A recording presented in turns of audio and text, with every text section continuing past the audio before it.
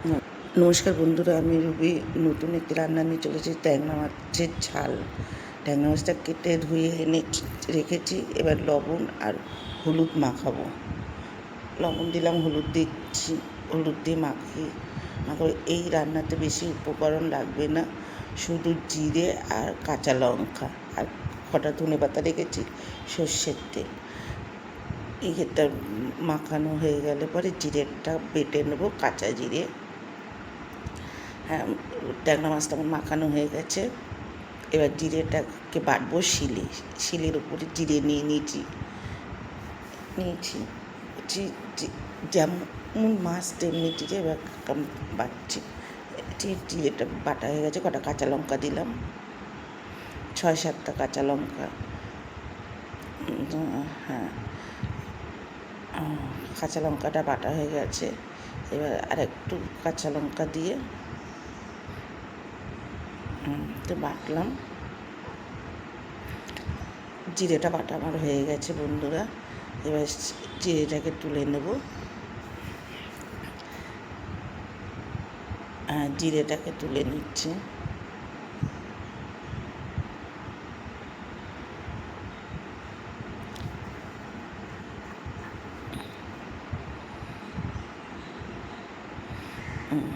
এবার কড়াই বসিয়ে দিলাম।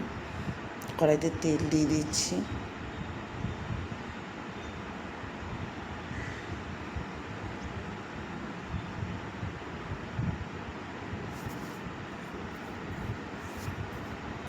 তেলটা গরম হলে মাছগুলো ছেড়ে দেব।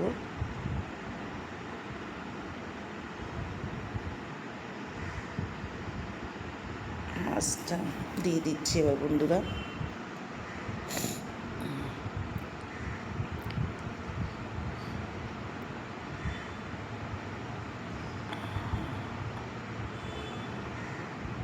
মাছটাকে একটু নাড়াচাড়া দিয়ে এবার জিরে বাটাটা দিয়ে দেবো। এবার জিরেটা দিয়ে জিরে বাটা শিল দেওয়া জলটা দেব।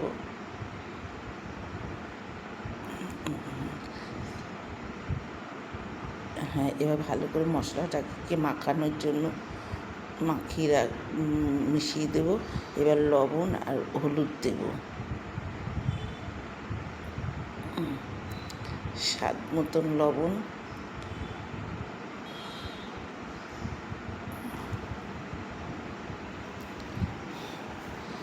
আর একটু কালারের জন্য হলুদ।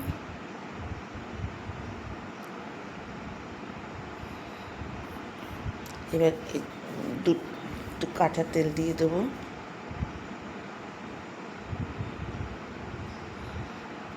এবার ভালো করে নেড়ে দেবো, নেড়ে ঢাকা দিয়ে দেবো। এবার ঢাকা দিয়ে দেবো।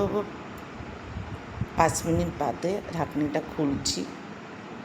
বন্ধুরা দেখুন, আমার মাছটা তো হয়ে গেছে। আমার এই রান্নার একটু ধনেপাতা দিয়ে এবার নামিয়ে দেবো। হ্যাঁ, হয়ে এসেছে। সবাই তো ট্যাংরা মাছ ভালোই করে, কিন্তু আমি আমার মতন করলাম। ধনেপাতাটা দিয়ে এবার নামিয়ে দেবো। আমার রান্নাটা কেমন লাগলো দেখে লাইক করবেন, কমেন্ট করবেন, শেয়ার করবেন। নমস্কার বন্ধুরা।